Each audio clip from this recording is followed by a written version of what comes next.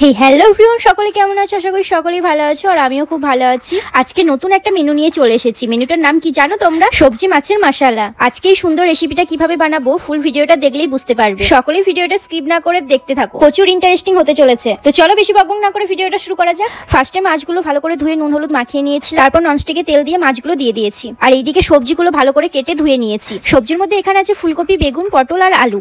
এবারে আমি সবজিগুলোতে একটু নুন হলুদ মাখিয়ে নিয়েছি। মাছগুলো এখানে ভাজা হয়ে গেছে, আমি তুলে নিয়েছি। তারপর কিন্তু সবজিগুলো ভাজতে দিয়েছি। আর এইদিকে মশলা করার জন্য আমি পেঁয়াজ কুচি, টমেটো, কারিপাতা, লঙ্কা কেটে নিয়েছি। এখানে কিন্তু তোমরা যেমন ঝাল খাও সেরকম কিন্তু লঙ্কা অ্যাড করতে পারো, যেমন 4-5টা। আর আমার দুটো দরকার তো দুটোই নিয়েছি। সবজি পেঁয়াজগুলো কিন্তু তোমাদের মন মতন তোমরা কেটে নিতে পারো। আর এইদিকে মশলা করার জন্য গ্যাসে আমি কড়াই বসিয়ে দিয়েছি। এইদিকে আমি তেলে একটা শুকনো লঙ্কা আর ফোড়ন হিসেবে জিরে দিয়েছি। ফোড়নটা ভাজা হওয়ার পর আমি এখানে পেঁয়াজ, কাঁচা লঙ্কা, টমেটো আর কারিপাতাটা দিয়ে দিয়েছি। এবার পেঁয়াজটা ভাজা হওয়ার অপেক্ষায় থাকবো।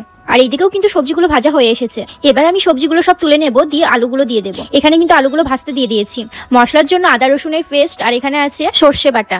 এইদিকে কিন্তু পেঁয়াজটা ভাজা হয়ে গেছে আর আদা রসুনের পেস্টটা কিন্তু আমি দিয়ে দিয়েছি। আর এখানে সর্ষে বাটাটাও দিয়ে দিয়েছি। এবার কিন্তু মশলাটা কষিয়ে নেব একটু হালকা করে নেড়ে চেড়ে 5 মিনিট মতন।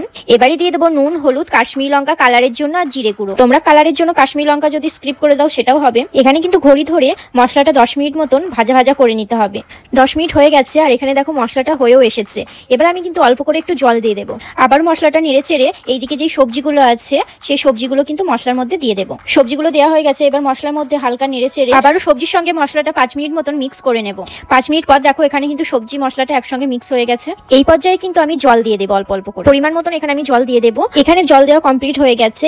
20 থেকে 25 মিনিট আমি কিন্তু ঢাকা দিয়ে ফুটিয়ে নেব। এই পর্যায়ে কিন্তু গ্যাসটা একদম লোতে দিয়ে দিতে হবে। এখানে দেখো একদম লোতে কিন্তু আমি দিয়ে দিয়েছি। 25 মিনিট পর ঢাকনা খুলে দেখি আলুটা সেদ্ধ হয়ে গেছে, তরকারি হয়ে এসেছে। এই পর্যায়ে কিন্তু আমি সবজি মশলা আর দিয়ে দেবো চিকেন মশলা আর কাসুরি মেথি। চিকেন মশলা আর কাসুরি দিলে ফ্লেভারটা ভালো আসবে, তার সঙ্গে কিন্তু গ্রেভি ভাবটা আসবে, খেতেও কিন্তু খুব সুস্বাদু লাগবে। এবার একটু অল্প জল দিয়ে ফুটিয়ে নেব। অল্প জল দিয়ে দিয়েছি আর এখানে 5 মিনিট মতন ফুটানোর অপেক্ষায় থাকবে। ঠিক 5 মিনিট পর সবজি মাছের মশলা কিন্তু আমাদের রেডি হয়ে গেছে। এইভাবে তোমরা যদি রান্না করো তাহলে ভাতের সঙ্গে আর কিছুই চাই না। সবজি মাছের মশলাটা কিন্তু অসাধারণ। যারা একবার হলেও রান্নাটা ট্রাই করেনি তারা একবার ট্রাই করে দেখো। সত্যি বলছি, এই রেসিপিটা বাড়িতে একবার রান্না করলে বারবার খেতে মন চায়। তাহলে দেরি কিসের, বাড়িতে ঝটপট রেসিপিটা বানিয়ে ফেলো। এরকম নতুন রেসিপি দেখার জন্য আমার পেজটাকে ফলো করে দিতে হবে। আর লাইক, কমেন্ট, শেয়ার অবশ্যই চাই। তোমাদের সাপোর্ট অবশ্যই চাই। তোমরা যদি এইভাবে সাপোর্ট করো নতুন নতুন রেসিপি অবশ্যই নিয়ে আসবো। নেক্সট রেসিপি খুব শীঘ্রই নিয়ে আসবো। ভিডিওটা ভালো লাগলে লাইক, কমেন্ট, শেয়ার এন্ড পেজটাকে ফলো করে দেবে। All friends take care, bye by.